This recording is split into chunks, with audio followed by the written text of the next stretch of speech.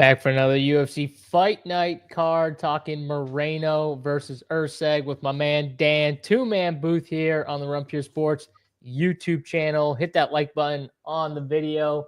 Already see you guys in chat. Comment away with any questions you guys may have. Dan, you ready for another Fight Night card? Pretty good one, actually. Dude, I'm ready. I was just putting in my pick for Emmers inside the distance. I can't believe this inside the distance number on Jamal Emmers. We'll get to it, but yeah, pretty interesting card. The cheap dogs are really like pretty underwhelming. They're pretty bad. There's a couple that stand out, but for the most part, not really. And same deal with the top end, man. Like the top end is just, they've all got their warts. They all have really high upside outcomes, but they all could very easily fail. So yeah, no one really stands out up there. I'm really just going to be spread out. It's kind of a weird play. I have an opposite take of you, but I feel like you kind of hit into my take, which is like the top end really isn't that great. And so the bottom end, like the low end is actually better than probably it looks to most people just because of what the top end is. So you kind of like said it, but then you said you didn't like the low end. So it's like, but that's the reason I kind of like the low end a little bit more, is because like the top end just feels a little weak to me.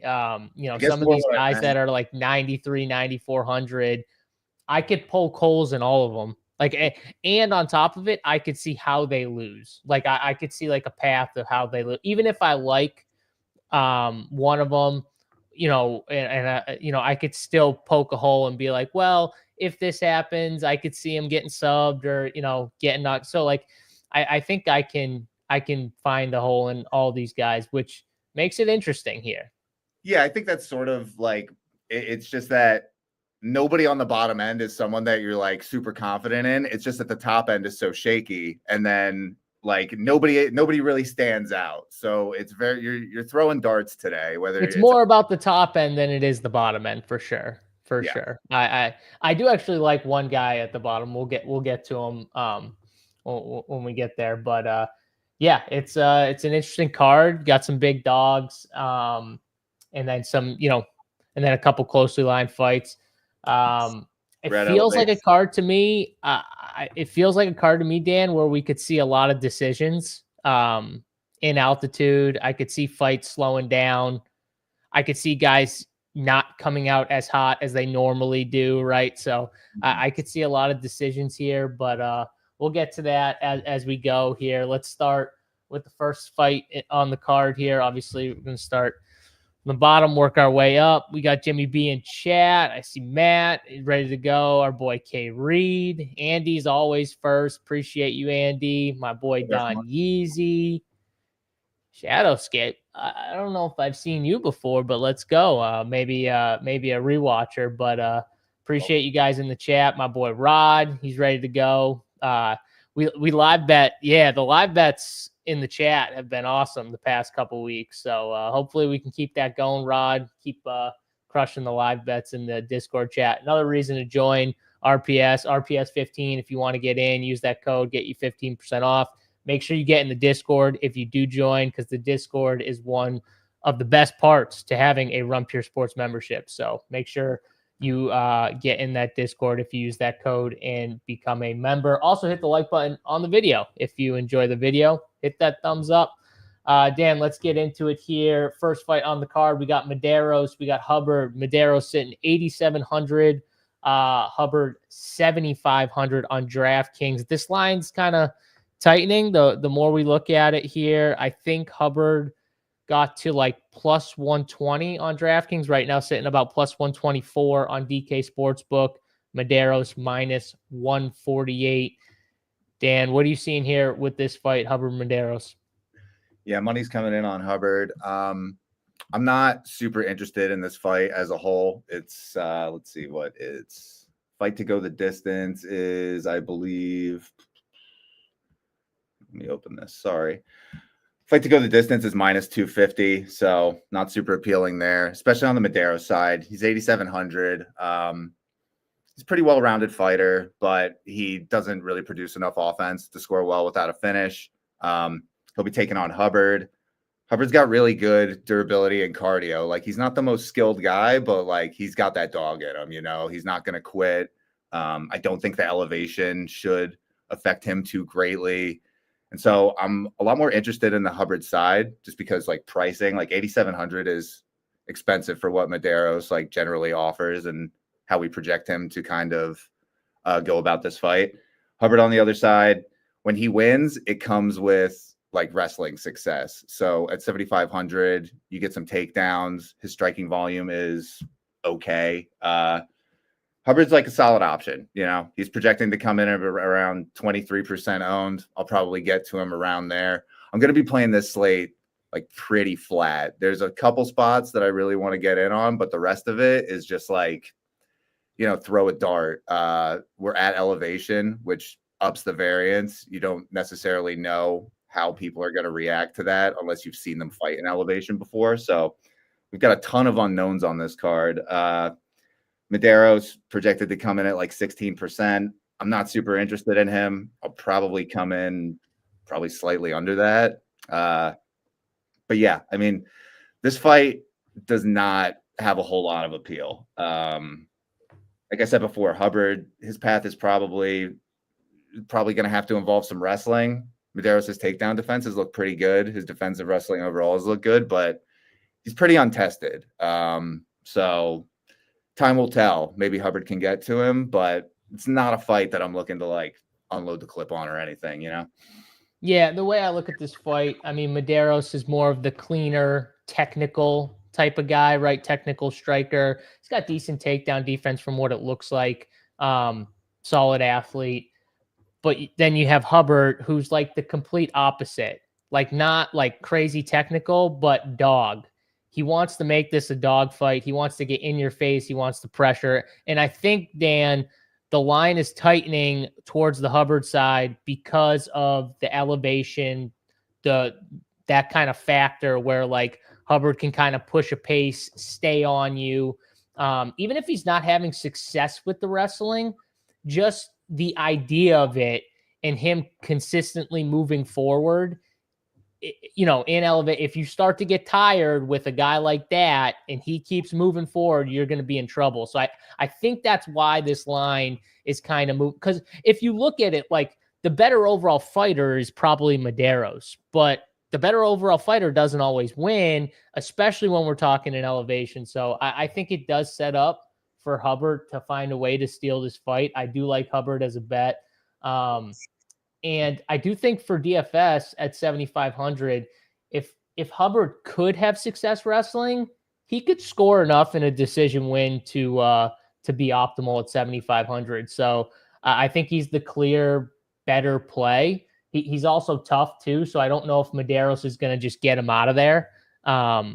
So I think Maderos is going to be a fade for me, and Hubbard's the play here if I play anyone, and I'll be on his side from a betting standpoint. I do think this is a decision fight, though.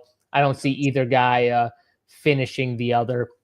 Pretty tough dude. So unless like one of these guys just death gasses, like that's the only way I could see like a finish. It would be like, you know, Maderos really, really slowing down to the point he's just got nothing left. So Dan, which side did you pick for the fight? I picked Hubbard by decision, and you mentioned it earlier that like we could see a lot of decisions because of the elevation. It can also go the other way. We could see like a lot of late round finishes where people just death gas and they just get it's. I always think about Neil Magny finishing Mike Malott. Oh, yeah, kind of that vibe where he's just like sitting on his chest with those little like weak ass punches, but he's just too gassed to put up any kind of a fight. Like we could definitely see some finishes like that. Yeah, man. Hubbard's the play, I think, on DraftKings. And like you mentioned before, money's been coming in on him. So now he's got like the best win equity out of anybody in this like lower end. So from that standpoint, he's one of the stronger underdog plays.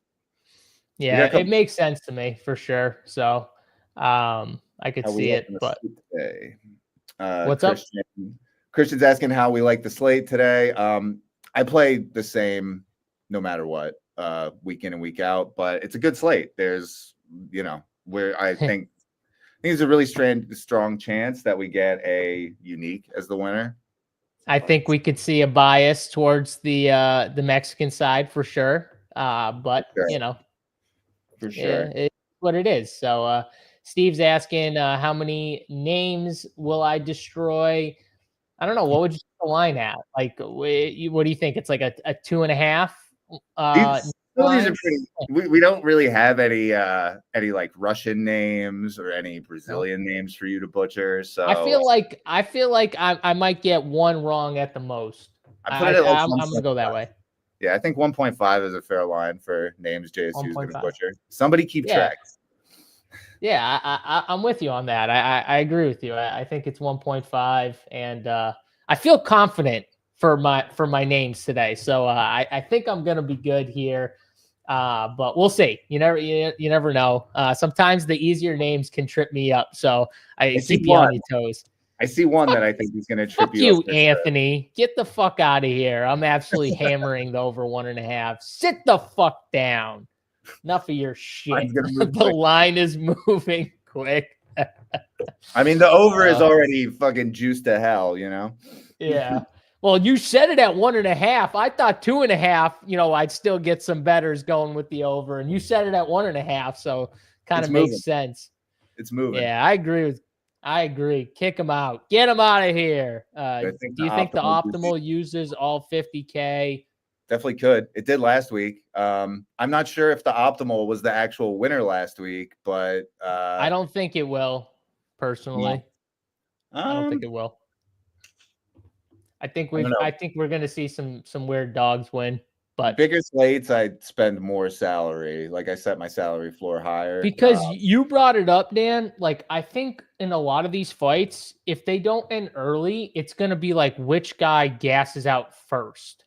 Mm-hmm. And not all the time we're gonna see the favorite be the guy not gassing out. You know what I'm saying? Like some of these matchups, we could see the favorite gas out to where the dog's the one at the end of the fight pushing the pace. So I think we're going to see some big dogs. True. The only thing have is, chances. We do have. I mean, I don't think this was the case last week, but this week the top end has some really good finishing odds up here. Like you've got. No, this is a long sleeve. What are you talking about? Okay, Reed. This is this sweatshirt. I just like pulled it up a little bit. I got it out of the dryer, but like I had this part was still like wet, so I like rolled it up because I hate that feeling. Like it was weird. So that's why I pulled it up. Don't worry about it, K Reed. Don't worry about it. We're rocking our short sleeves. Yeah, I'm gonna be wearing cutoffs. Sleeveless shirts later in the summer. So get ready. Do you have cutoff jorts too? No. JSU and some Daisy Dukes. No. I don't. Sorry.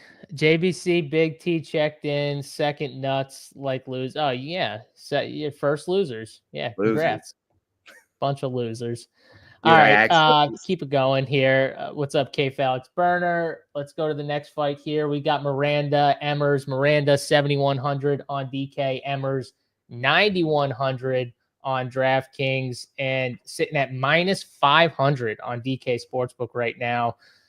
So I think that line has been moving towards the Emmers side a little bit more. Dan, you were talking about kind of when we got on the show about the inside the distance line for Emmers, and you were kind of stunned with the line. Talk about that a little bit and why you like him so much.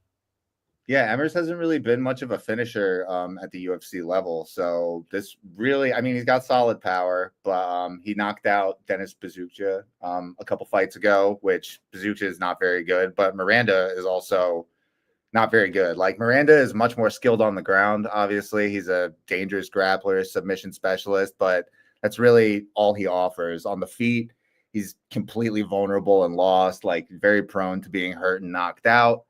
So that's really what all the Emmers love is about here. It's not really anything that Emmers does specifically. He's a solid fighter, but we're normally not seeing him at these prices.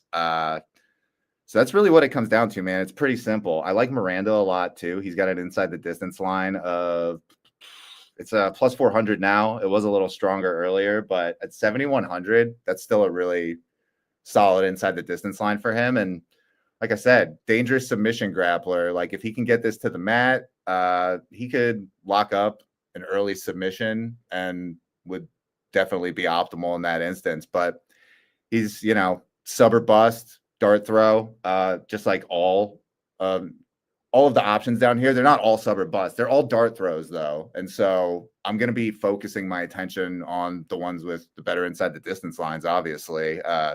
It's pretty low probability. Emmers probably flatlines him, but I'm going to be playing a decent amount of Miranda, who's only projecting to be like 17% owned. Like this bottom range, the ownership is pretty evenly spread out from like 7,400 down to 68. And then you get like a drop for Pashelle and Medina, but it's pretty even here regardless of inside the distance numbers. So I'm just going to be leaning into those, like Miranda, Oliveira to a lesser extent. Oliveira is kind of like the Timu Miranda. I think he doesn't have quite as good of a shot, but they're very similar play in that they're both like sub or bust. So, obviously I have a lot of interest in Emmers. I'm going to be playing a ton of him. The field is also going to be playing a ton of him, but I'm definitely going to be at or probably slightly over on Miranda just for his finishing upside.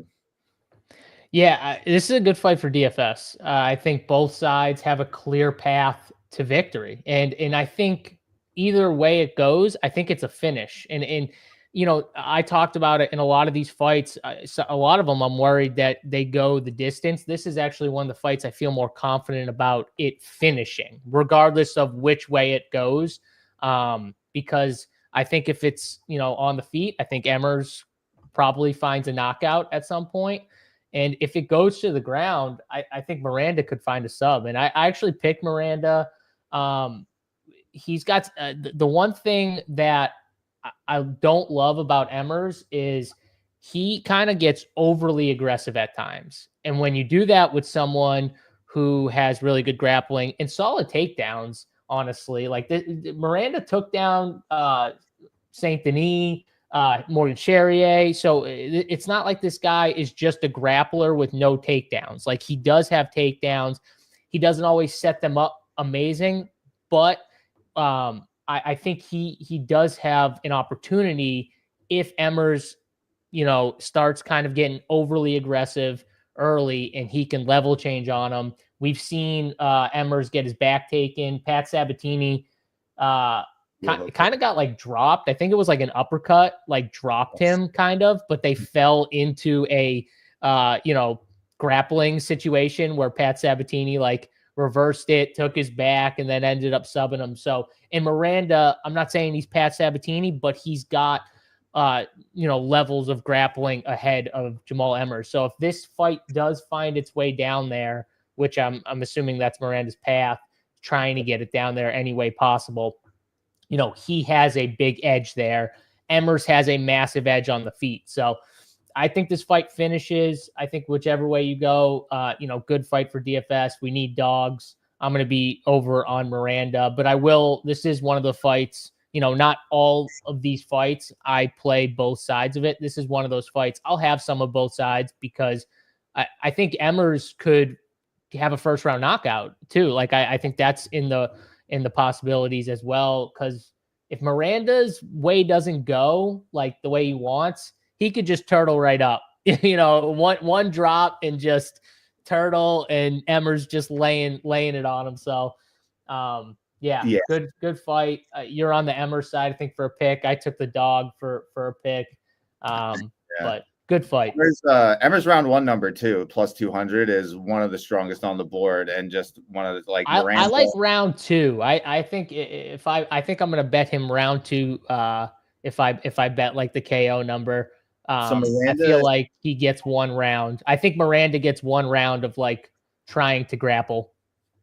Miranda's average fight time is just under 4 minutes, which he's usually it's really funny. These round 2 finishes where he's getting finished, they happen like right at the beginning of round 2. Well, because he gets hurt at the end of round 1, but he doesn't get finished, right? Just survives somehow, but then comes out in round 2 and just gets dusted. And that's going to be even more so because, in my opinion, if he loses like that, he's going to gas out after a round. So even if he doesn't get hurt, Dan, he's going to be crazy tired. So that even more so makes me like the round 2 because now I have 2 chances. Either he gets hurt late or he gets tired after a round of trying to wrestle and grapple. And then either way, he's in big trouble. So I like it. Good fight for DFS to target. Let's move to the next one. We got Rafa Garcia, 9,500 for Garcia. That's friggin' wild versus Pashelle here. Pashelle sitting 6,700. Big dog here. I think plus 320 on DK Sportsbook for Pashelle, minus 410 for Garcia. And I'll just start with this one, Dan, because, I'm not saying that Garcia isn't slightly the better fighter, but minus 410 is a little wild to me. Pashelle is tough. He's durable. Garcia is not dangerous on the feet, really. If it gets to the ground, he's still not like super dangerous, but he's better on the ground. I think this fight is a decision fight, and I think Pashelle is a decent bet. I think this line is too wide. He might not be the greatest DFS play because I think his path is kind of stuff the takedowns, keep this, as like a boxing type fight, in which he can, I think, slightly outdo Garcia in that and win a close decision. But I don't think that scores amazing. Even if he did win, I think it scores like in the high 60s. So, which maybe it could be optimal if there's no other dogs that win. But I don't think he's putting up like a massive DFS score unless he's getting takedowns. But I don't think he's going to go for I think he's going to try and stop the takedowns and then just keep it on the feet. Yeah, you got 2 decision grinders here, basically. Yeah. Garcia, like 9,500 is way too expensive for what he usually does offensively. Like, his striking is pretty low volume. He wrestles and like grapples at a pretty solid pace, but at 9,500, that's just not going to be enough without a finish. His ITD line, it's what is it? It's like plus 240. It's pretty weak relative to his range. It would be pretty weak relative to the mid range as well on this slate. So, he's I haven't projected it like 20% Garcia. He probably comes in a bit under that. I'm going to play probably around there, maybe a little bit less. Like, he's a contrarian option pretty much only. It's like you're going to play him for the off chance that you get a round 1 finish. But like Pashelle, he's really tough. That's basically, he's like one of the many guys on this card who like your bet, like Hubard, like who else is like this? There's another dog. Medina. Medina. Like these guys who their best attribute is just kind of like toughness and they can take a beating. And that's like what Pashelle is. But he's 42 years old. He's had multiple surgeries. So I think it's fair to question like kind of how much Pashelle has left. I'll just say one thing, Dan. When you talk about the age, like look at Garcia though, and look at who Pashelle just fought. Like Bonfim is way more dangerous than Garcia. For sure. And he went 3 rounds with him, and he's much more dangerous in my opinion. Yeah, I mean, I definitely see this one going to the judges. Pashelle, like his ITD number is plus 1,000, so you're not getting a finish there. But I guess Pashelle really like struggles defensively. So I guess there's a path for Garcia at 9,500 if he just thoroughly dominates Pashelle on the mat for 15 minutes. But again, we're at elevation, so banking on someone to find 15 full minutes of just like dominant wrestling and grappling success is not my favorite path. He's not going to be shooting like that in elevation. No, most likely not. Pashelle, mix him in at the bottom. He's probably going to be like 10% owned. I'll probably have like 15 just because this is a winnable fight for him. If he wins, it's probably going to come with some takedowns and control. And he's live, you know, he's definitely live. I think this line is pretty wide. But yeah, I'm not going to be going crazy on this fight. I'll have it like moderately owned, probably around the field just for randomness sake. But, you know, if you have a smaller amount of entries, if you're playing like single entry or something like that, I'm certainly not going to go to Garcia too often there. I'd be more interested in Pashelle, but you've got better options. Yeah, I'm just like 9,500 for Garcia is just way too much. I'll fade that, and you know, if he wins, he wins. I'd rather go with the dog here. I like him more as a bet, but that reminds me, I didn't take my Sean O'Bannon victory lap at the beginning of the show. Oh yeah, I forgot about this. Yeah, go for it. Take your victory lap. I laid out the case for Sean O'Bannon. Granted, I said it was going to come with a lot of wrestling and grappling success. It did in a way, not the way not the way we drew it up, but I told y'all, Tomar, not the dog to bet on. Man, Bannon being optimal from like the first fight for the rest of the night, I was feeling pretty good about Sean Bannon, and this is why, like, women's MMA, man, like this is a really random variant sport, but women's MMA too, like you can go from getting nearly knocked out to throw it up. What was it, like an arm triangle? It was, or arm bar or something. She rolled right into it. Just ridiculous. You know, Sean Bannon at 10%. I had her like 20. I was feeling pretty good about that. But yeah, to everybody who gave me shit for touting Sean Bannon, what's up now? I definitely gave you shit for touting Sean Bannon. I was wrong, but you were also wrong because she got her ass dropped. And stupid Tomar just decided to go on the ground with her. And right when she did it, the grappling advantage came through. Oh my God. No, don't do this. Like, let her get up. She's going to be wobbled. Like, yeah. I don't understand though why fighters, I guess they just, instincts probably kick in and they just want to ground and pound the shit.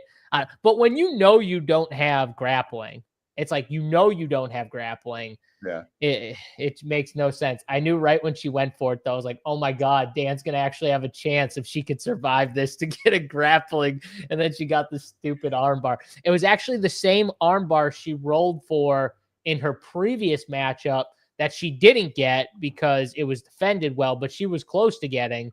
And it was like the exact same thing, and she got it that time. So good call by you. What was the sub, like 12-1 or 15-1, or it was crazy or something like that. So, I'm sure. Yeah. Either way, whatever. I won't even get into. I'll let you keep your victory lap going. I won't even get into the main event fight and. Oh God, how crazy that was! But we'll leave that for a separate discussion. And how Sean Brady was only minus like 130 going into that fight or something like that. Maybe one of the craziest, worst lines of all time. Just dominated shitty Leon Edwards. All right, let's go. Let's go to the next fight here. Do I think Vince Pashelle can take? Do I think Garcia can take Pashelle down 5 to 8 times? No. I don't think he's going to shoot 8 takedowns. That's a lot. I think he's going to be gassed. If he's shooting 8 takedowns, I think he's in big trouble if he's trying to do that. That's all I'll say. So I guess it's on the table. I mean, if his cardio can hold up, I don't think, like, Pashelle has pretty bad takedown defense. So I think it's possible. But the other issue there is, like, you need Pashelle to be consistently getting up, which I also don't know about, you know. Let's see. Let him know, Dub KJ. Let him know, baby. 5 to 8 seems like. Let him know. I'm never wrong. Yeah. Always right. Always right. Except for that. Let's move to the next fight here. We've got Palostri versus Godinz. Godinz 8,800 on DraftKings. Palostri 7,400. Let's start out with Palostri here. I think she's an interesting dog. She's a dog that I backed the last 2 fights. Well, the last fight was a closely lined. It was like almost like a pick'em fight, I think. But the Knudsen fight, I liked her in. She lost that fight. It was super close, though. I thought she had a case to win it, but Knudsen kind of won the last few minutes and ended up winning a close decision. But she was a big dog in that fight. I think she's talented, Dan. I think she's talented. She's got grit. She's tough. Can kind of fight, whether it's a stand-up. She's got some power for women's MMA. She's got some nice elbows. She can go to the ground. She has some grappling as well. So I think she's a decent all-around fighter. I just think at the end of the day, Loopy's probably just a little bit better than her. So unless Loopy just straight gasses, I don't see how Loopy loses a 3-round decision, which I think this is a decision fight. I think Loopy ends up winning. I think her striking's just a lot cleaner. At times Palostri likes to put her hands down. That's not a good idea with Loopy. I think Loopy's going to have the advantage there. So unless Palostri can make this a super dirty type fight, I think she loses probably a 29-28 or 30-27 decision here to Loopy. What about you? Yeah, I think this is a tough matchup for Palostri. Like, I know the line has moved towards her. I believe. No, I picked Godinz. Yeah, I just don't think this is a very good matchup for her. Like, Palostri, she throws pretty decent volume on the feet. Like, for her part, at 7,400, like, if she wins, she's going to land a good amount of volume. There's probably going to be some wrestling success in there. So for 7,400, she's live to score well in a decision. 8,800, Loopy is also live to score well in a decision, and she's pretty expensive. Like 8,800 is pretty expensive. Again, when you're relying on someone to kind of like dominantly wrestle for 15 minutes, but this is the type of matchup where Loopy kind of smashes in. Like Palostri, she's got decent offensive wrestling and grappling, but she's a little questionable defensively, and I think Loopy will be the more physical party here. And I think it's definitely on the table, like multiple takedowns, control time. I've got Loopy projected to be like 23% owned. I think that's low. I think she probably comes in a little higher. I'm going to probably be around like 20%. Like these fighters with poor ITD lines who are really reliant on like dominant wrestling and grappling to score well.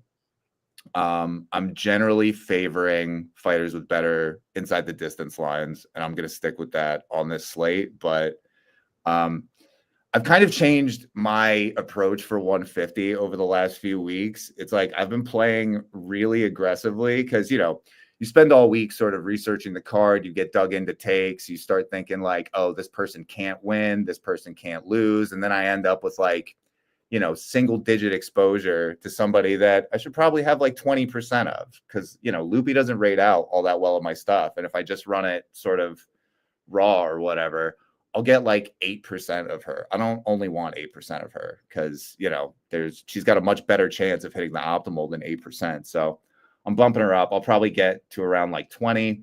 On the other side with Palostri, she's projecting to be like 16. I'll probably come in about around there, maybe a little higher just because when women's MMA scored more leniently.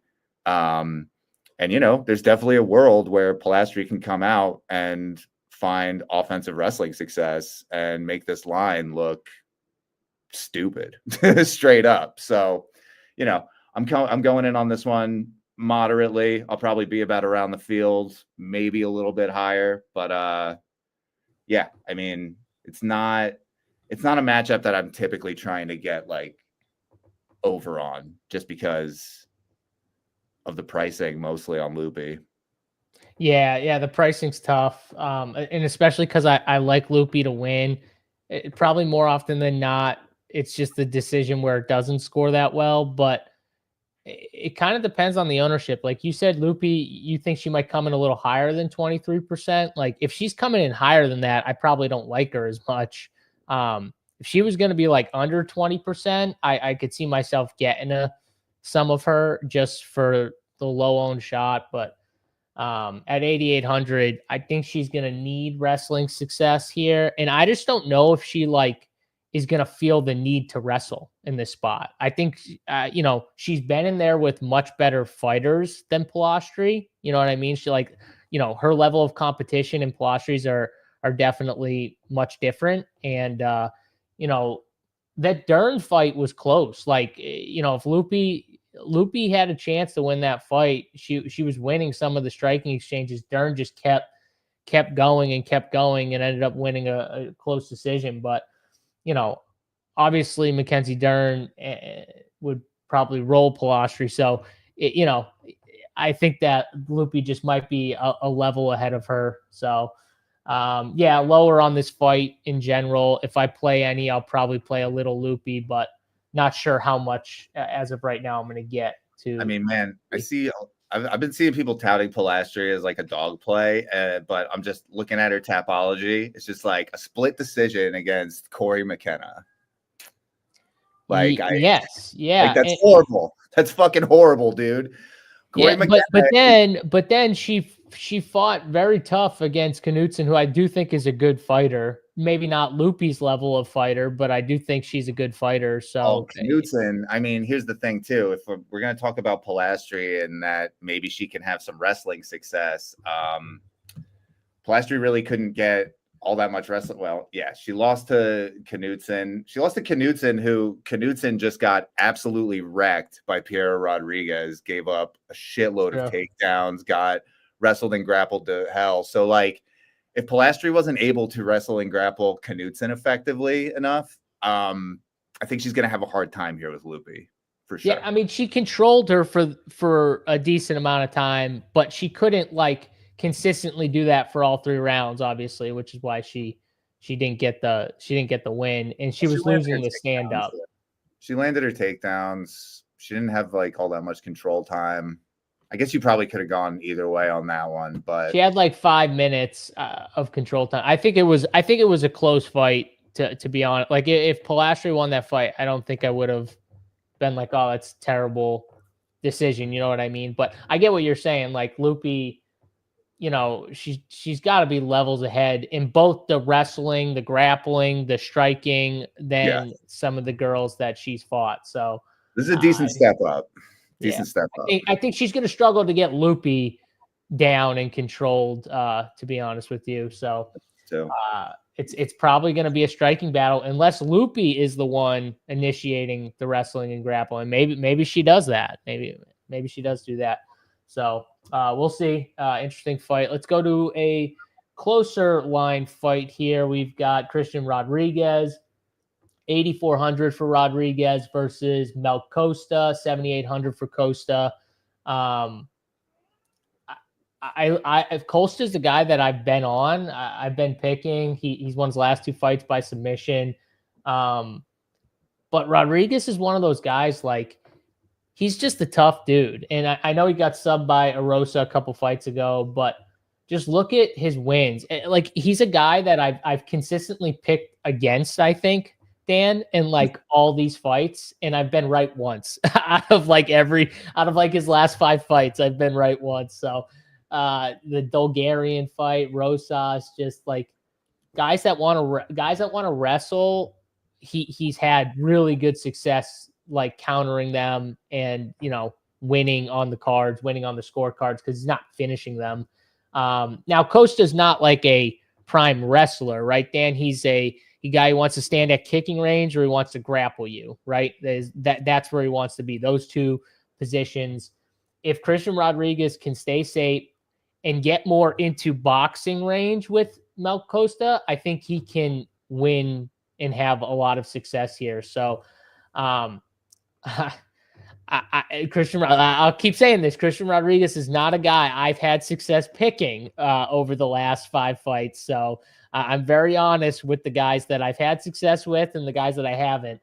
I feel like in elevation, if Mel can't find a finish on the ground, C-Rod probably wins a decision. Yeah, I think this one. I think this one's going. I thought he lost the other. I thought he's lost a few of these decision fights too, which is the other annoying part. But he just wins on the scorecards. So if I think it goes to decision, how am I not picking C-Rod? I thought he definitely lost to Bulgarian, though I guess there's an argument to be made that I thought he definitely lost to Bulgarian. That was a bad score. That was a bad decision. That was the worst for sure. He made that he, did more on the feet, but yeah, I was not crazy about that decision. I'm not really crazy about this matchup for DFS. Either side. I think I probably prefer the Rodriguez side just because Costa is a pretty weak defensive grappler, defensive wrestler. And I think he can, I think Rodriguez, if he wins, is going to find a little more success in the wrestling and grappling than he generally does in his fights, which could score well in a decision. But, Rodriguez, Costa, their ITD lines are 300, 325 respectively. So not really good. Pretty middling for where they're both priced. It's a little better for Costa just because he's 7,800. But I mean, you've got in the mid range, you've got Torres, Dober, which I'm far more interested in, way, way, way more interested in. But that'll probably pull a good amount of ownership away from Rodriguez and Costa. Again, I feel like I'm repeating myself, but this Rodriguez Costa fight, even though I'm not really interested in it, I'm still going to be playing it moderately just because, I wasn't interested in Costa last time out. He won by submission. So that's, a submission win for Costa is on the table. You had that too at long odds, right? Yeah. I forget what it was, a plus 600, plus 400. I can't remember, but yeah. And he's done it the last 2 times. He did it against Nurdenbekov too. Yeah, so I mean, he's flash finishing upside, so there's a path there. I'm just going to be mixing them in moderately just for, the randomness. Costa can grab a submission, or Rodriguez is, does a ton of wrestling and grappling on his way to a decision win, or, anything can happen. So again, I'm not I got cats everywhere. I'm not intentionally targeting this fight at a super high rate, but I'm not looking to sell it hard either. Yeah, I mean, the way I see it is I think Costa might have the best chance of finishing, if it did go to the ground, grappling, if he somehow was on top or if he took the back of C-Rod. But I mean, C-Rod generally is pretty defensively sound outside of the Arosa fight, and Arosa's length definitely played a part because I don't think many guys could hit that submission from where he hit it on his back with the guillotine. He locked up the body body triangle from the back, laying on his back. You've got to be long enough to, and he taps so fast. So you got to be long enough to do something like that. Not every guy can hit that submission. So, and it might have been one of those things where Rodriguez did not expect that at all. And it just happened so fast. And he was not expecting from his back for him to do something like that. So yeah, if Rodriguez does find his way onto the optimal, Dan, I think it means he had success taking him down and controlling Melk, and Melk didn't have any success countering his grappling and wrestling. So I do think it's a decision. Yeah, I do think it's a decision fight. If it finishes, though, I feel like Melk found a way to counter and get his own grappling and found a submission. So it's tough for DFS. I think I'm going to lean being lower on this fight just because of the way I feel it going to decision and stuff like that. But at 7,800, I'm not sure, even though I'm betting C-Rod, if Melk hits more of my teams just because of the price tag. I'm going to bump C-Rod, though, just a little bit just to see how much I can get of him, especially with jamming that Torres fight, which I probably will do. But we'll see how much I get of him. But I am picking C-Rod. I do think this is a decision where he grinds it out. Also, though, if you want to bet plus 600 for submission for Melk, I mean, he's hit it the last 2 fights, and it's been pretty big the last 2 fights. So 3 rolling. Yeah, I think if you wanted to hit that, I think that's the way he would win this Spencer, fight, so. JBC is ducking me. I signed the contract. I'm waiting to hear back from JBC's team. I've been contacting him every other day. I've heard nothing back. We've got I'm going to say this. I think JBC is not calling you back. At least not for the fight. Maybe for, something else, but not for the fight. So he's ducking me. He's been ducking me. He don't want that smoke. He don't want the Dan smoke. Absolutely not. All right, let's go to the next fight here. Fun fight for hopefully violence here. I think, anyways, Dan, we got Atemba Gator, I think is his name, if I said that correctly. That could be one. I'm not sure. Dan can tell us in a second. Versus Jose Medina. Medina 6,600, Gator 9,600. Gator's a beast, dude. Like, if you didn't see his Contender Series fight, he is a massive, massive athlete. Dude is a freak. He's got power. His one hole is kind of what most of these big, strong, powerful guys have, is the grappling, the wrestling. He can be taken down and controlled. But he is athletic enough to where I feel like his takedown defense should be able to improve, because he should know coming in that everyone's plan, or most people's plan, is going to be to get him down. It's like the easiest path to staying away from his power is getting him on his back and controlling him from there. If he does get to his back, he might be a fish out of water, though, for a round. Like that's how much he struggled in the Contender Series once he got down to the ground. So if this fight does get there, and Jose Medina can have consistent wrestling success because of how tough he is, if he can eat a few shots to get to the wrestling, I think that's going to be his game plan. That would be his path to victory, a decision win where he somehow ate a few shots each round, but found a way back to the ground and controlled them. I just think Gator's going to be too tough, and I think it's too much power. And Jose Medina is way too hittable to where he's just not going to be able to consistently keep eating these shots, Dan. He has to go down at some point. So I'm going, is it guitar or Gator? I think I was doing it like pronouncing it the French way in my head, like Gautier. Oh, okay. He's from you don't say it Gator, it's guitar. Okay. I mean, either way. I think I messed that one up. So that's one. Really helpful, Matt. Thank you. It's either way, though. Guitar, however you want to say it. I think he wins here. I think he wins by violence. Jose Medina is way too hittable. But what do you see here, Dan? Yeah, violence, man. 9,600. You need an early finish. You need either a quick win bonus, or you need him to just beat the fuck out of him before he gets a knock that knocks him out with a knockdown. But you're gonna need Gautier. Okay, yeah, I was close. Gautier, yeah, Gautier, yeah. You. I think you said it close. The closest. Yeah.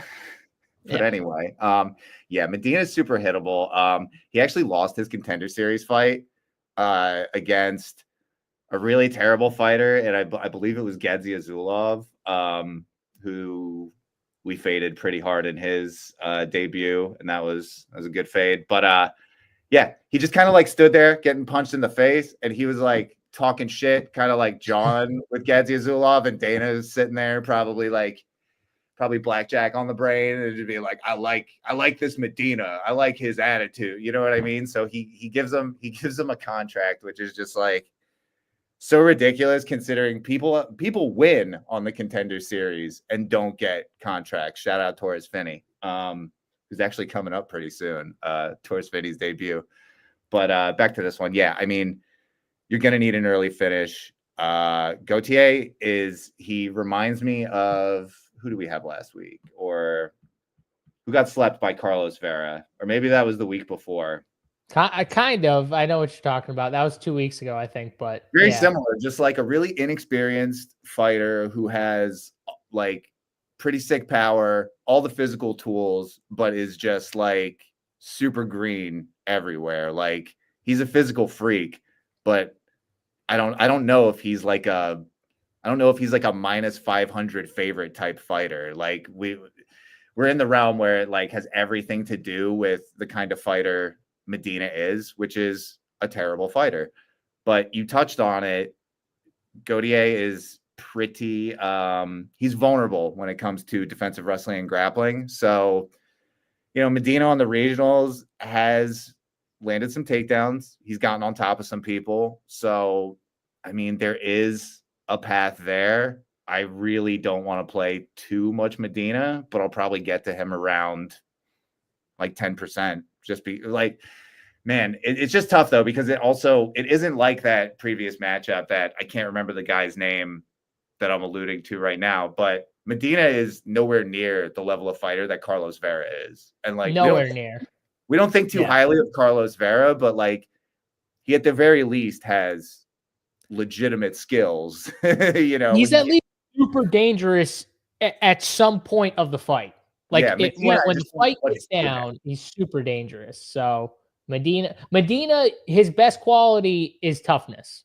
And when your best quality is toughness, that's kind of just telling people you're not really as skilled everywhere else, but you're just so tough. And that's why Dana gave him the contract, because he just kept eating these shots and smiling and walking forward and eating I mean, that fight against Zach Reese dominated that dude from bell to bell. Like, he destroyed him, and Jose Medina just smiled through all these liver shots and those body kicks that he was taking and just kept smiling and smiling. I mean, he's not a good fighter, but I agree with you. Like, if you want to have like 5 or 10% just on the off chance that he can get that dude down. I mean, I watched it. Once he got down on his back, like, he pretty much just rode out the round on his back, because, he knew, like, hey, every fight starts back up on the feet, so I'll get my chance in the second round. So, and again, we're at elevation. So, like, who knows what this Gautier guy, his cardio is even like. Like, he's 6-1 professionally. The only fight, his first 2 fights went to decision. He won the first one, lost the second one by a split, but since then it's been all first round, second round finishes. So what's he going to look like if this makes it into even, the back half of the second round? Medina, I mean, man, we see these Contender Series guys come in so overvalued so often. The problem with this fight, where does Medina just shine over does he really shine that much on the ground over Gautier? I don't know. Probably not. Yeah. But I'll mix them in, and I'm gonna be playing like a ton of Gautier because what is that? What, minus 175 inside the distance, plus 190 round one. Those are super strong numbers. So I won't ignore that. He's projecting to be, he's expensive as shit, and he's got really, really high bust potential. I've got him projected to only come in like 25%. The way Jose Medina blocks punches and kicks with his face and body, I mean, Gautier could easily find a quick finish. Yeah, I mean, and that's in the line. At only 25%, like, I'm definitely getting over on that. Like, I see high 30s, low 40s for me on him. I'm jamming him. I'm jamming. I'm probably going to be even higher than you on it. So hopefully he finds a quick finish. My only hesitation is just that, like, Medina, he sucks, but he's been durable. My thing is these 9K guys, like, I think I only like 2 or 3 of them. They're all really hit or miss, or there's a bunch of hit or miss guys. You know what I mean? Like, and I get so that's my only issue. All of them, and in my rankings, like, Gautier outside of the 3 round, he rates out like by far the best out of anybody in my stuff. So I'm gonna be jamming, and I'll probably be cursing myself when we get into like the second minute of the first round, and I'm like, fuck, that was our shot. But you gotta do it. I like it. I'm with you here, Andrew. Let's go, baby. Hit the like button. I like that. Thumbs up. hit the like button if you enjoy the video. Let's keep it moving here. We got Edgar Chavez, 9K for Chavez versus CJ Vgara, 7,200 for Vgara. I like Chavez as a fighter. I think he's a tough dude. Minus 270 right now on DK Sportsbook. At 9K, I think my only issue with Chavez from a DFS standpoint, because I do think he wins this fight, is how well does he score in the fight? You know what I mean? Does he have the crazy upside, the early finish upside, Dan? Is he going to get a bunch of takedowns? I'm not sure on that either. Now, I do think he's got really good grappling. So if this fight does get down to the ground, I think he could find a submission finish on the ground. But my question is just kind of how well does he score? It's interesting just looking at who these guys have fought, kind of have fought, some pretty decent talent. You know what I mean? Both guys, have fought, Tyra and, CJ fought Asu. Chavez fought Van in Tyra. So, even though they've had losses on their record, some of them are to pretty solid fighters in the division. So I don't know how well you ding them, but I do think Chavez is just a better all-around fighter. And I think whether it's on the feet, he's got nice low kicks. And I think on the ground, I think he definitely has the edge. I think Chavez finds a finish. I just don't know if the finish is going to result in a massive DFS score. So I think he's interesting. I probably am going to bet the plus 240 by submission on DK Sportsbook, but I don't know where I think I rank him like third or fourth in my 9K rankings. Dan, what about you? Yeah, let me see. Organize this by 9K. See where I got Chavez.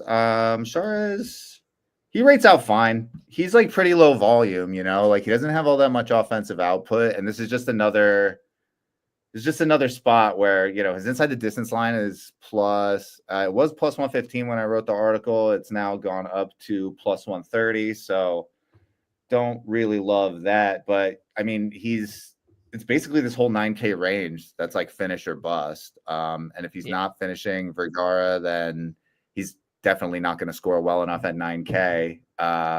He rates out pretty poorly for me, honestly. Let's see. In the 9Ks, I've got Gautier, Martinez. No, wait, sorry. Gautier, Emmers, Martinez, Pfeiffer, Garcia, then Chavez. But Chavez is the cheapest out of all of them, so he will I'll probably be getting to him a little bit more than Pfeiffer and Garcia, just the way like salary works out. Yeah, I mean, he's knockout or bust. I guess he could probably lock up. He loves throwing up guillotines, mainly when he's like defending takedowns though. So if Vgara, who isn't really much of a wrestler or grappler, like if he's not initiating the kind of grappling or wrestling exchanges, I could see this one pretty much playing out entirely on the feet, which again would leave you even more dependent on a knockout on the Chavez side or, submission for him to score well. Vgara, on the other hand, he's pretty durable. He got finished last time by Temirov, but, Temirov has pretty sick power. But he's been historically durable. So I don't know if Chavez is, I don't know if he's necessarily just going to come out there and knock Vgara out. And as a dog, I actually go ahead. Well, I was just going to say, I think if he finished, I think it's like a club and sub if he gets a sub. Because I agree with you on the grappling exchanges. And I also agree that CJ's kind of tough. So like he might not have like the one shot knockout power, but he might have the shot that stuns him and then he catches him, when he's getting back up, and because he's got like good front chokes and will jump guillotine and stuff like that. So, if he had more seconds against Tyra, he might have subbed Tyra. That's how good that thing is. So, and that was at the end of the fight too, by the way. Yep, I remember that round 3.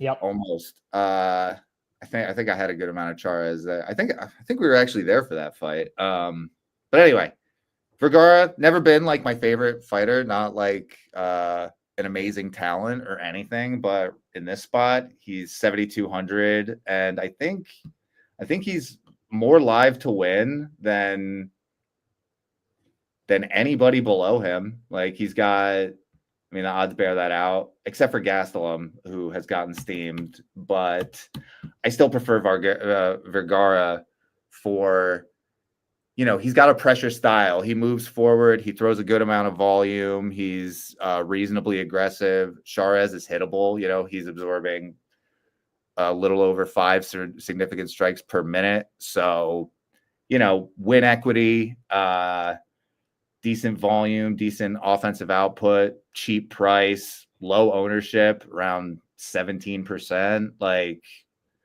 I'm going to get over that on Vgara just because, again, this like lower range is really gross. And in a lot of ways, you're just kind of chasing like win equity down here at the bottom. Yeah, that makes some sense for sure. It's probably a fight that I won't have like a ton of. But which side did you pick? Chavez, or are you on Vgara? I picked him inside the distance. I did. Yeah, Chavez. All right, let's keep it moving here. We've got where are we at now? Shit, I lost Ronaldo Rodriguez sitting 8,500 for Ronaldo Rodriguez versus Kevin Borhas. Kevin Borhas sitting at, let's see here, 7,700 plus 130 on DK Sportsbook. This line might have moved a little in the Borhas favor since I last looked, but somewhat of a close line fight. Borhas pretty solid on the feet. Definitely wants to be in that boxing range. Has nice knees. Like flying, jumping knees. Pretty cool. But he definitely does not handle leg kicks well, and he doesn't want to be on the ground grappling. So I think Ronaldo definitely has an advantage if this became a grappling fight. If he can get this to the ground, I think he'd have an edge there. And, I think that might be where Rodriguez finds a finish. I could see him, getting a sub on the ground.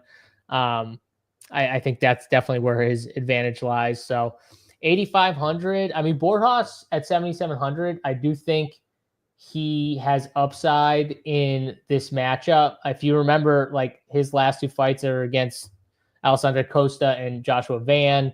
Man, Van's like fought everyone. I feel like every single pulling up is like he fights all the time. He fights every 2 months because he doesn't. He's super active, which I like about Joshua Van. But I like it, but it doesn't really bode all that well for like his longevity. I kind of almost. Well, I think he might be thinking like, I want to fight now. I don't want to fight for like 15 years or something, or 10 years. Well, he's or something also like that. I mean, he comes from like a Muay Thai background too, and like they fight all the fucking time, like all the time, like multiple times a month. So he's just. If you think about it too, the way he fights, like if he's not taking like a ton of damage because he's so fast in and out and stuff like that, like he a lot of times he probably feels fresh after fights, except for maybe the one time that he gets his chin chopped off. But I mean, that's like when you don't cut weight, like you can do stuff like that. Like I don't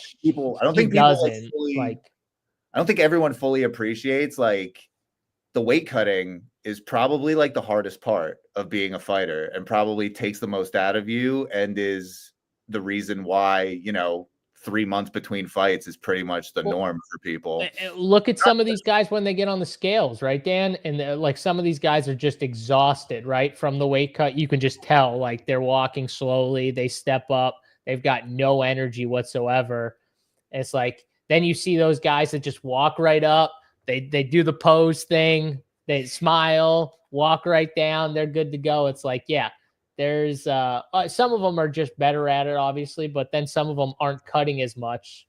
Yeah. I think there needs to be like, I don't know. I personally, I think the whole weight cutting thing is a bit fucked up if you ask me, but it's part of the fight game. So yeah, is what it is.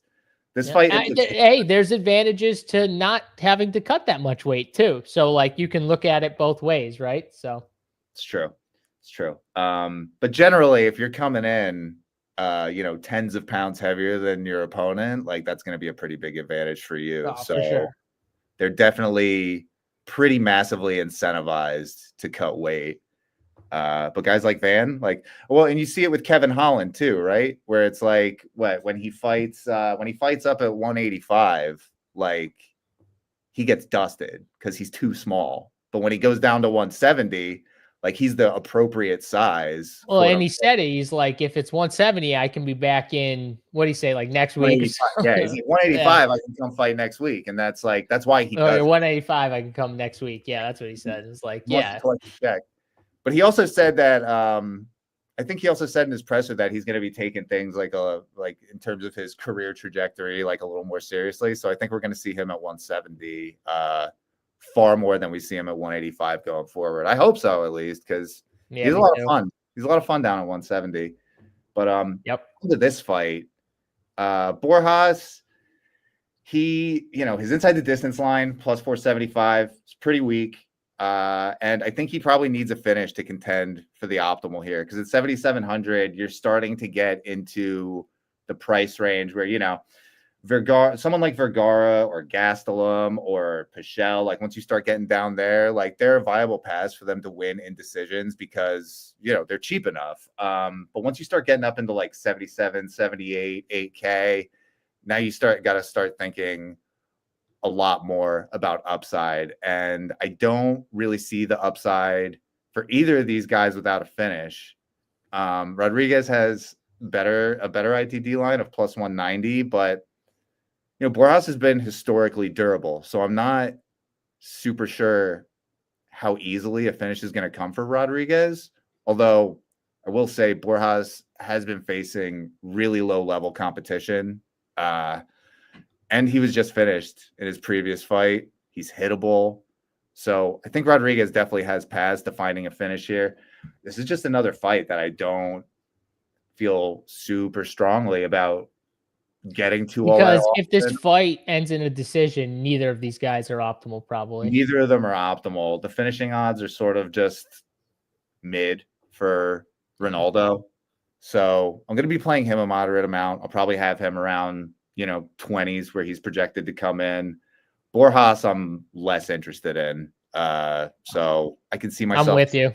I'm 100% with you. I'll have a little Rodriguez and probably none of Kevin Borhas for me. So yeah, it's just tough.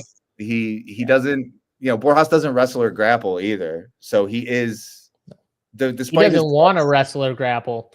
Even if the guy, there was one point where in one of his fights, I forget who it was, they fell on their back and he was just like, nope. He walked right away. He was just like, nope, I don't even want any part of this. Get up. I'm not even challenging you down there right now. So well, like that. That's smart. But yeah.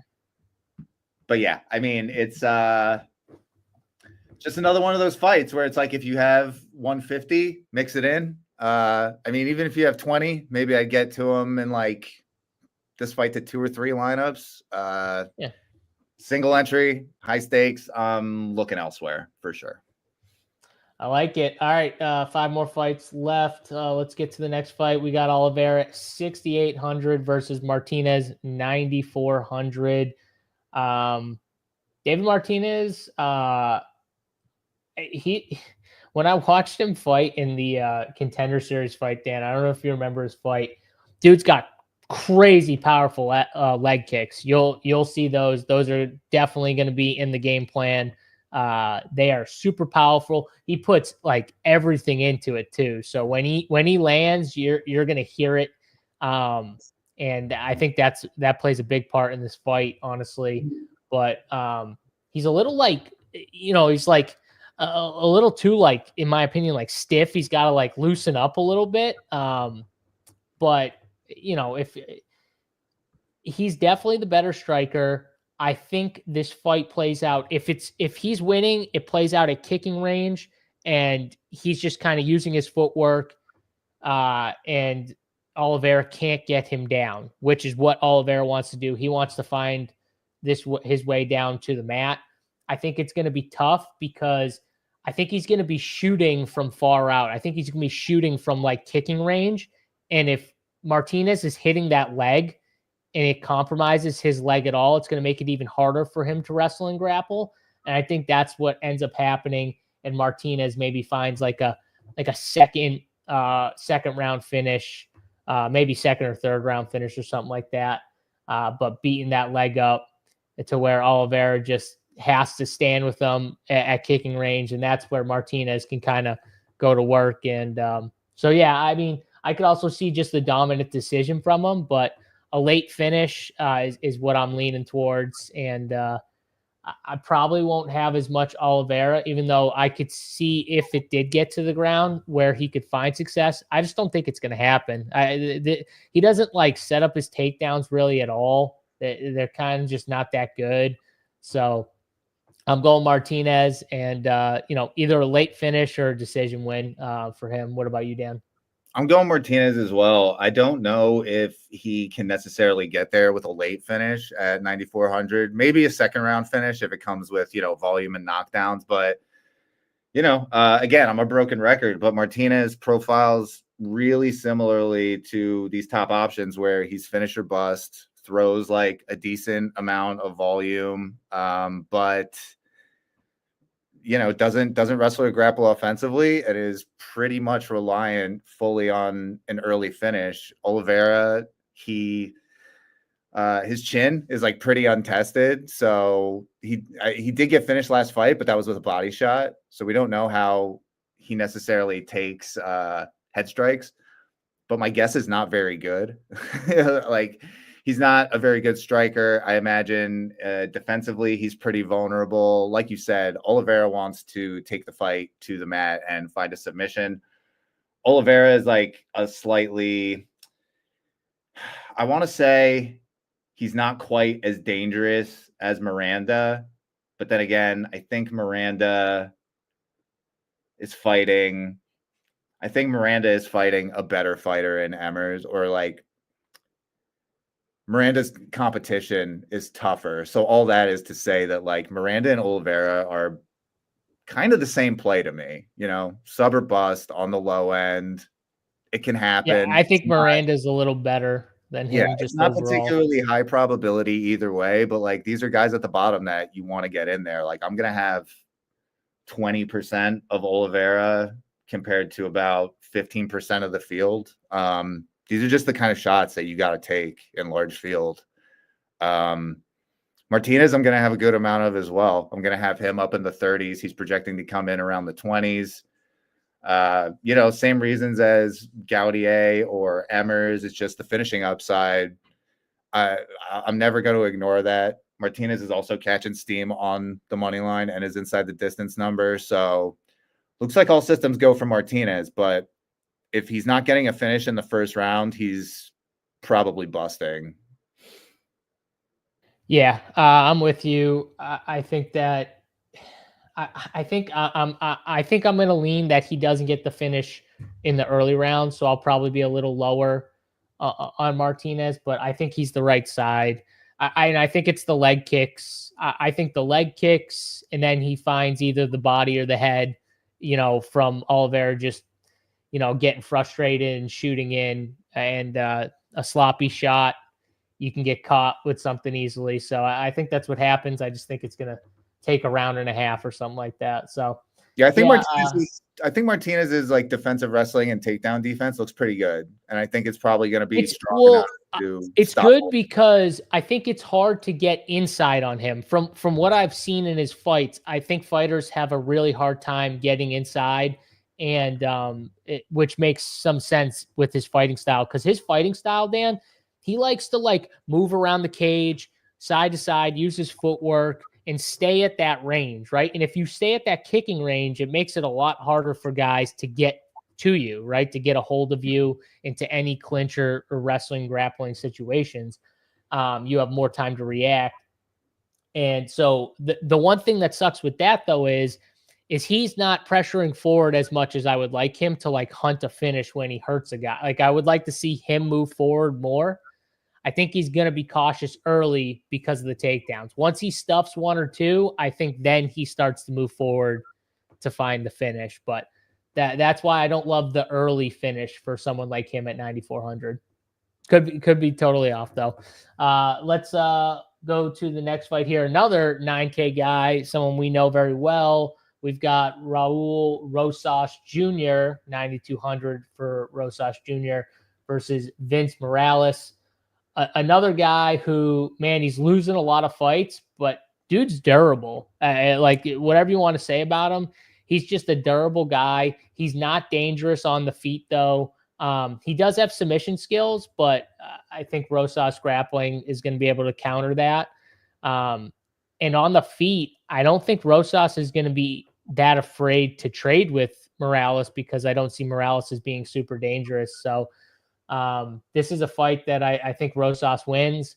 It's just a question of, does Rosas finish Morales or does he win a decision, Dan? What do you see here? Yeah, I mean, Rosas, he's not great on the feet, like straight up. It's pretty low volume. It's not super technical. It's definitely a work in progress, but he has flashed some knockout power over terrible Terrence Mitchell. I mean, really, his bread and butter is the chain wrestling and the grappling, which he's shown the ability to score pretty well in decisions, which I don't know. Like you said, like, I don't know how easily a finish necessarily comes here. Morales has been pretty durable. He's only been knocked out once. I think he can be competitive on the feet with Rosas too. So if we're looking at Rosas, can he score well in a decision? Like, yes, he can. His style is definitely the type that scores well in a decision, but I think Morales, like, his defensive wrestling is also pretty competent. And a lot of times what you see in these wrestler versus wrestler matchups is they sort of just neutralize each other. So the other thing you see, though, wrestler versus wrestler, is a lot of times they just stand and bang. And so if this stays on the feet, Rosas is definitely live to, like, find a knockout because he does have really good power, although not the highest probability outcome.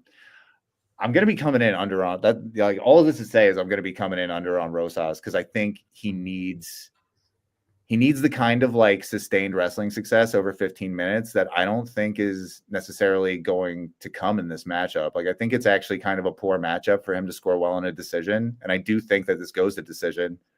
And also, like, Rosas, like, he has pretty questionable cardio, honestly. So yeah. Up at elevation, last time he was supposed to fight up at elevation, we don't know why, but he had to pull out. Like, he was going to fight Tercios, I think, in this same venue, and had to pull out, like, mid-card for some health concerns. So I don't love that.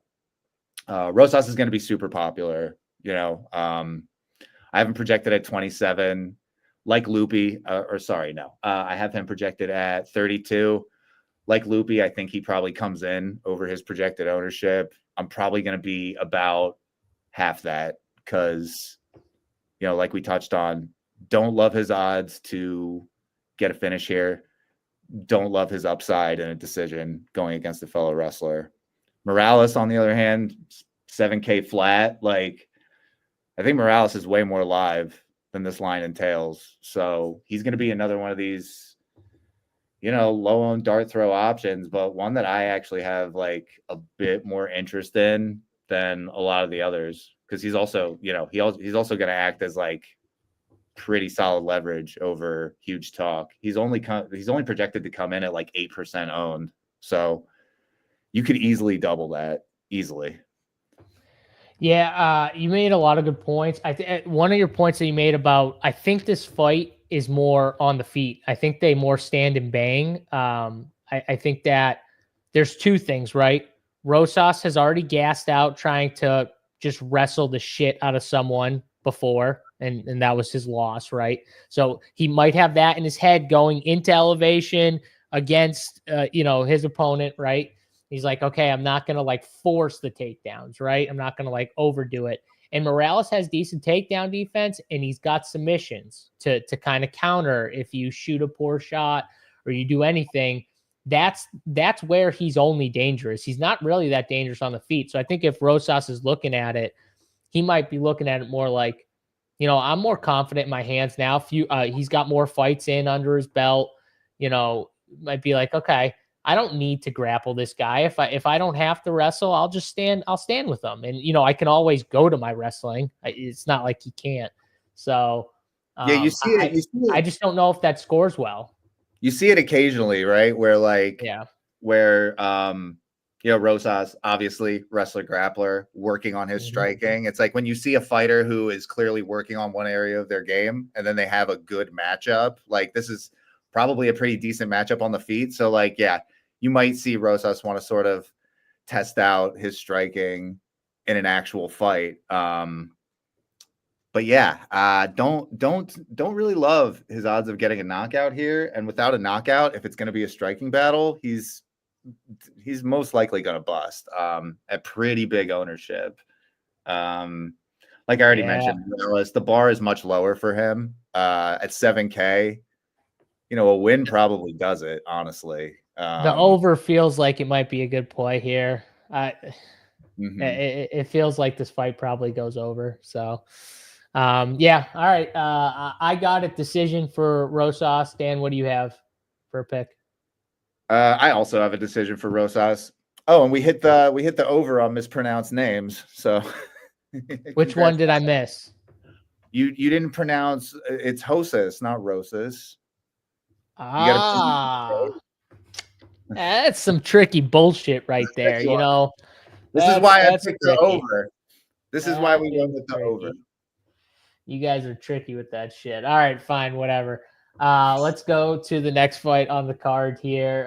Dan actually talked about it a little bit. We got Joe Pyfer, 9,300 for Pyfer against Calvin Gastelum, 6,900 for Gastelum. And it looks like the line is moving a little in Gastelum's favor here. I see him down at plus 205 on DK Sportsbook.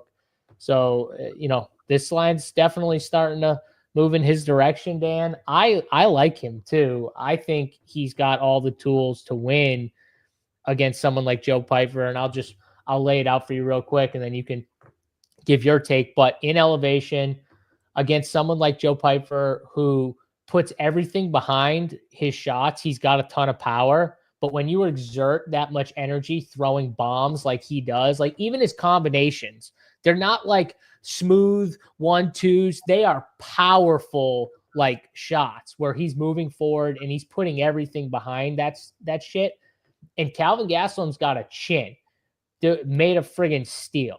So if this dude doesn't find his chin and put him out, and he goes into round one thinking I'm gonna trust my power and try and drop this dude, and he doesn't, I think that Gastelum can find success in this fight, voluming him up a little bit and win a close decision. So I kind of see why money's starting to come in on him. And also, I kind of trust him more, Calvin Gastelum, more if I think the fight's going to be a decision fight than I do Joe Pyfer, honestly. So, that's the way I look at this fight. I think if the fight finishes, it's probably Pyfer finding a finish, maybe on the ground, maybe somehow with the submission. But I just don't think he's going to also be able to wrestle and grapple for multiple rounds. So if he doesn't find a finish early on Calvin Gastelum, which, I mean, Calvin Gastelum lost to Sean Brady, but it was a third-round finish.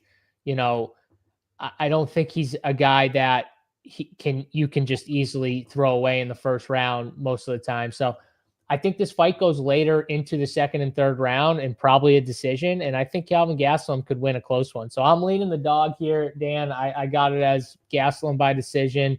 And I think in a decision win, Calvin Gastelum can actually score decent too, just with volume. Yeah, I agree with you there. Pretty much everything you said. Like Pyfer, super powerful. What he lacks in technicality, he makes up for in physicality. It's BJJ black belt.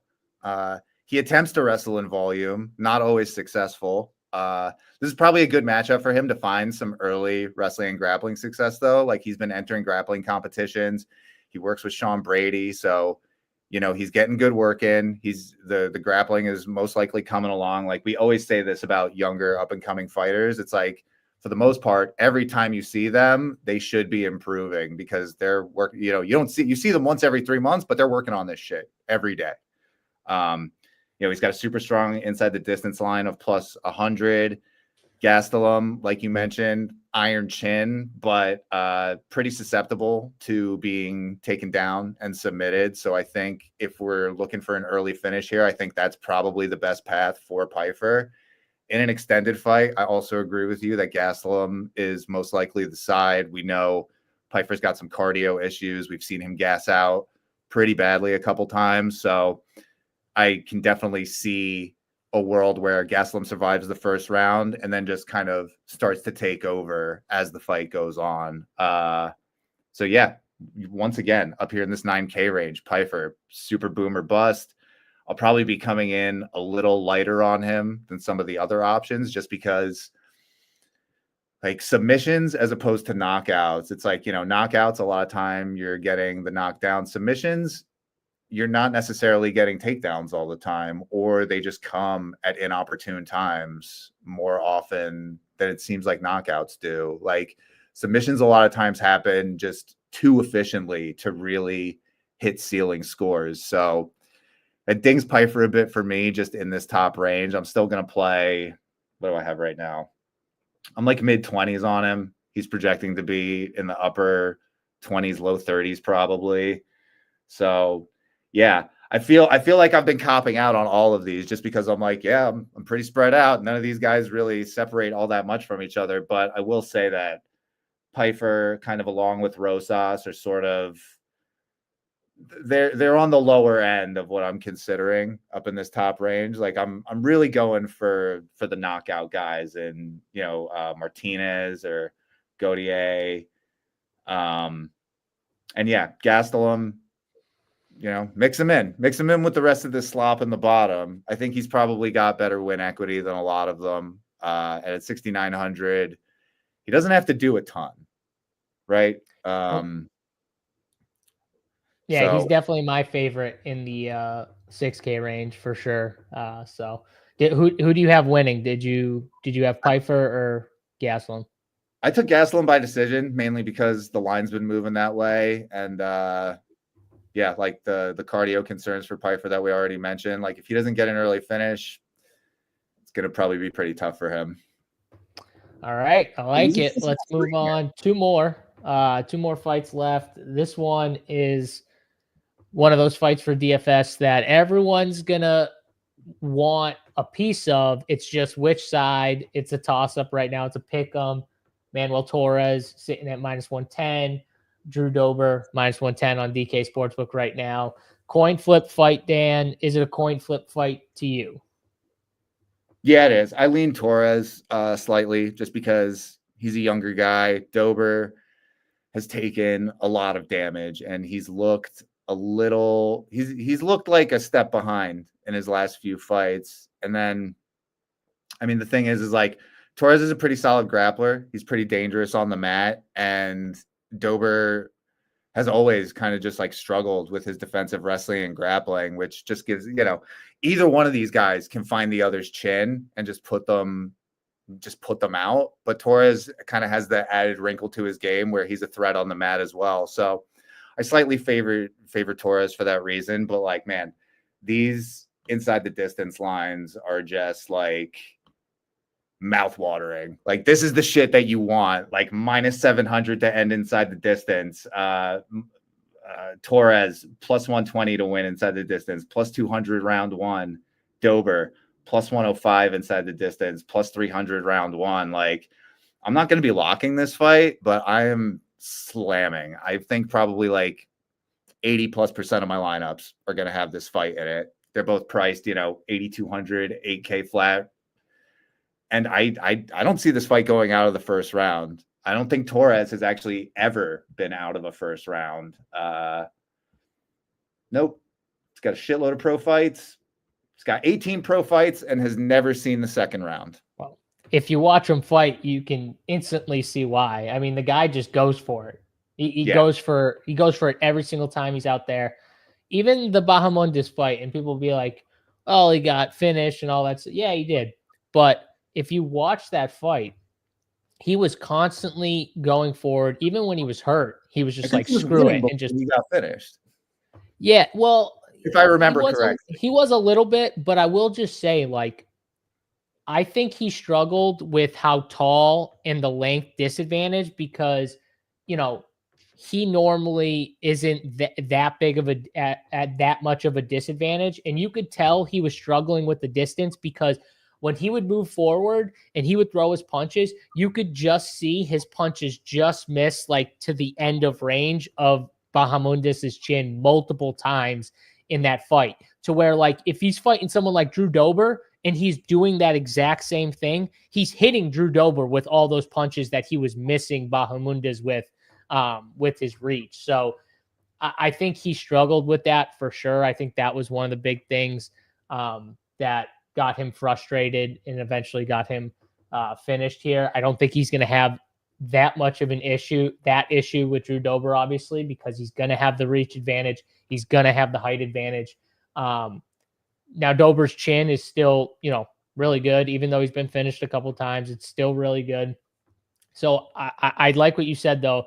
Like Torres, he has the striking. He also has the upside in the grappling. So if this fight did go to the ground, he would have that upside. So I'm going to also lean Torres for that factor too. I think a club and sub is definitely in the realm where he doesn't just put out Drew Dober, but he gets him hurt and he finds a submission too. He's got a slick grappling. Manuel Torres does. So yeah, Dober actually has a slightly better inside the distance number while being a slight dog now. So that's pretty interesting. Like, I mean, this is a fight to jam, I think, for DFS. Someone's going to die, man. Someone's going to die.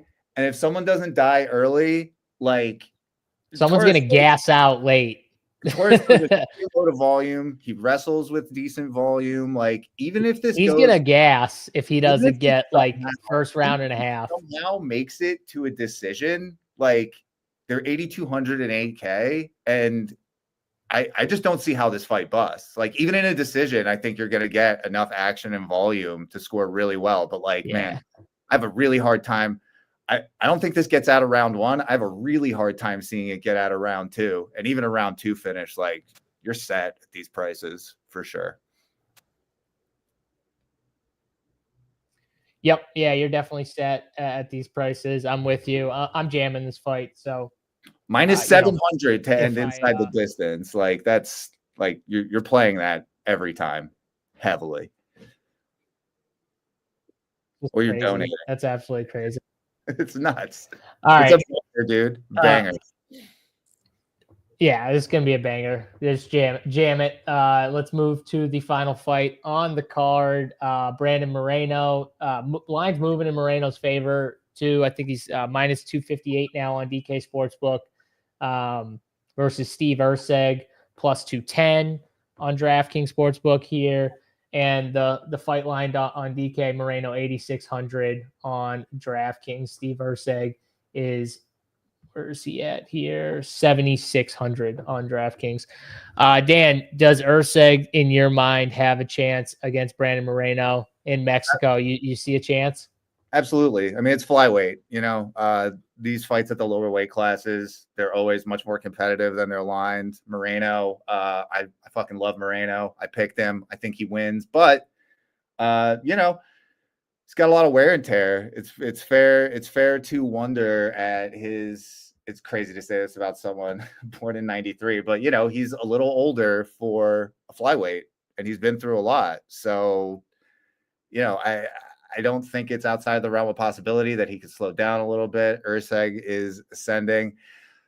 I have a question though, like, who is managing Steve Erseg? Because these fights that he's taken, like, I understand you're obviously going to take like a title fight, and he almost won that fight had he not, shot for an ill-advised takedown at the end. Pantoja, Kai Kara France, and now Brandon Moreno. It's like all that after, he finished Matt Schnell. And then all of a sudden he's getting like title fights and he's fighting the top five. It's brutal. Like, to be honest, though, I think there were a lot of things like guys were already booked for fights. Guys were injured ahead of them, and they kind of just needed someone to step up because Pantoja has cleared, I just feel like, but I just feel like he needs a win in the worst way, and they're not like he's not getting any fucking favors with these matches. The problem is, I think the Pantoja fight, Dan, only helped his stock. Even though he lost, it like improved his stock. And don't forget, they gave him Kai France. He hadn't fought in how long? And he came out, and I know we're saying it now because he knocked him out, but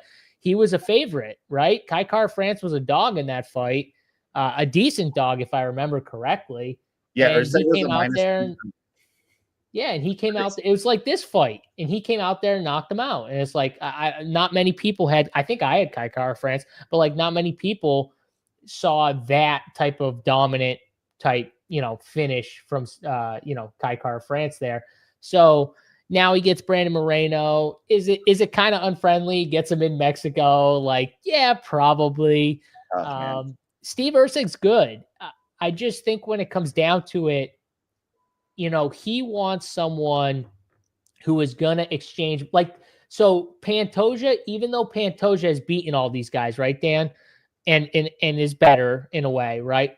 I think Pantoja's style suits Steve Erseg's game to fight a tough fight more than some of these other guys because of the way Steve Erseg fights, right? Pantoja just bomb, get to a takedown, grapple, right? And he wins a lot of those, but Steve Erseg's grappling is very, very good. So I think like Steve Erseg almost preferred that shit because he'll eat a couple Pantoja, bomb away, get to you, and Steve Erseg from there can grapple. It's like not many of these. It's like a better matchup for him than someone, in my opinion, like Brandon Moreno. You know what I mean? Like I think Brandon Moreno is a tougher matchup for Steve Erseg because that's not how he's going to fight.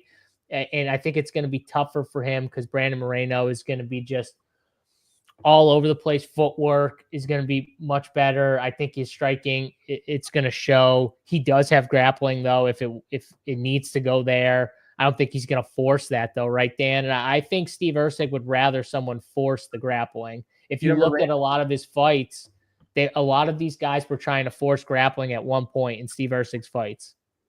Yeah, you know what though? I think Moreno actually has like a pretty sizable advantage in the wrestling because he goes to it like pretty moderately. He's Moreno is a really solid wrestler, and Erseg, from what I've seen, like he can be taken down and controlled.